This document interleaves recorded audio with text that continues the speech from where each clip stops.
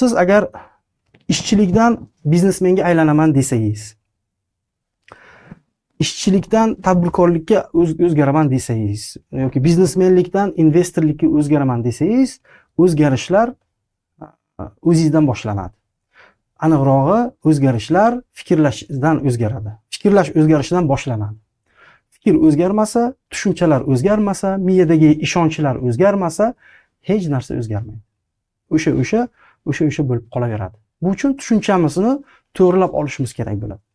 Keling, sizga bir misol tariqasida tushuntirishga harakat qilaman. Tasavvur qiling, mana hozir ikkita jonzotni ekranda ko'ryapsiz. Bittasi asalari, bittasi chivin deysizlar, pashsha deysizlar. Pashsha deysizlar. Toshkentliklar buni pashsha deydi, viloyatdagilar buni chivin deydi.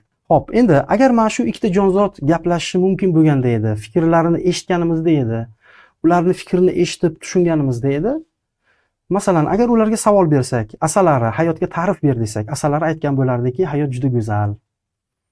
Hamma joy bog'zor, gulzor, juda yoqimli iforlar degan javobni bergan bo'ladi.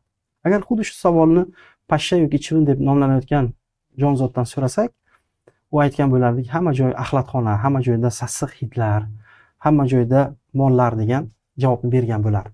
Endi sizlarga savol, shu savolga javob beringlar. Mana shu auditoriyamizdagi odamlar ham sizlar javob beringlar. Shunda bularning qaysi birini aytgan gapi rost bo'ladi degan savol. Ikkalasiniga ham rost. Ikkalasiga ham rost, ha? Nega? Bitta davrda yashayapti. Qanday qarashiga bog'liq. Bundan kelib chiqamizki, mana aytishyaptiki, qanday qarashiga bog'liq. Ikkalasini ham aytgani rost deyaptilar. Hayotda bir xil voqealar sodir bo'ladi, lekin kimlardir shu voqeaga asalardek qarasa, kimlardir pashsha yoki chivin deb nomlanayotgan jonzot qaraganday qaraydi. Muhim joy bu yerda shuki, sizni atrofingizda sodir bo'layotgan voqea va hodisalarga qanday ko'z bilan qarayapsiz? Asalarni ko'z bilan qarayapsiz yoki chivin yoki pashsha degan jonzotni ko'z bilan qarayapsiz? Mana shu joyi juda muhim. Agar siz har bir narsaga chivin, pashsha yoki degan jonzotni ko'z bilan qaraydigan bo'lsangiz, hamma narsa negativ ko'radigan bo'lsangiz, hamma narsada muammoni ko'radigan bo'lsangiz, hamma narsada yomon narsani ko'radigan bo'lsangiz, siz hech qachon biznesmen bo'la olmaysiz. Hech qachon katta natijalarga erisha olmaysiz. O'sha uchun har qanday vaziyatda yaxshi tomonlarni ko'ra olish juda muhim hisoblanadi. Biznes bilan shug'ullanasizmi? Har qanday vaziyatda imkoniyatlarni ko'ra olish kerak. Faqat muammoni emas, muammoni yechimlarini ko'ra olish kerak.